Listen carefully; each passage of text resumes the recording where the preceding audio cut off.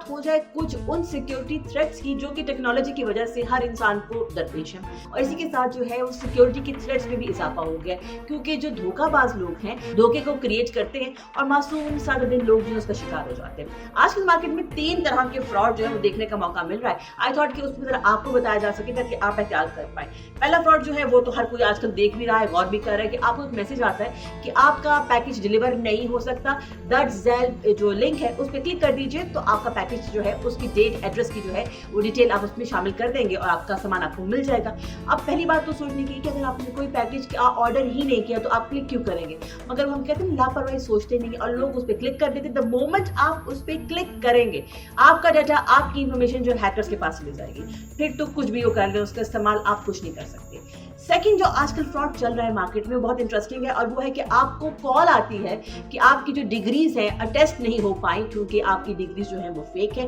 और आपको उसको अटेस्ट करवाने के लिए उसको जो है वो कंफर्म करने के लिए कि फेक नहीं है दैट ज़ेल क्लिक जो है करना होगा जो लिंक आपको दिया गया। अगेन जब तक आप लिंक जो दिया जाता है हैकर्स की तरफ से उस पर क्लिक नहीं करते तो दे कांट डू एनीथिंग, लेकिन वंस आप उस पर क्लिक कर देते हैं तो आपके फोन में मौजूद आपका डाटा, आपकी इंफॉर्मेशन वो सब उनके पास होता है और आप कर कुछ नहीं सकते। इस तरह से तीसरा तरीका आजकल ये बनाया गया है कि आपको बताया जाता है कि आपका जो फोन है वो PTA जो है उधर अप्रूव नहीं है, लिहाजा आपको उसको अप्रूव करवाने के लिए दैट ज़ेल लिंक पर क्लिक करके जो है फॉर्म फिल करना पड़ेगा। उसके बाद ही जो है वो आपका जो है फोन PTA अप्रूव होगा, वरना आपकी सिम बंद कर दी जाएगी। तो सोचने की बात यह है कि अगर आपके साथ ऐसा हो रहा है या खुदा न खास्ता ऐसा कोई मामला बनता है तो आपने करना क्या है। सबसे पहले तो आपने कोशिश करने की जो भी आपको लिंक दिया जा रहा है उस पर आप क्लिक ना करें। दूसरी बात, जरा होश के साथ काम कीजिए क्योंकि यूजुअली फ्रॉड करने वाले कहीं ना कहीं गलती छोड़ जाते हैं अगर अपने हवासों को कायम रखें। और तीसरी और मेन चीज़, इस बात का ध्यान रखिए कि फ्रॉड करने वाले आपकी मदद के मुंतज़िर होते हैं,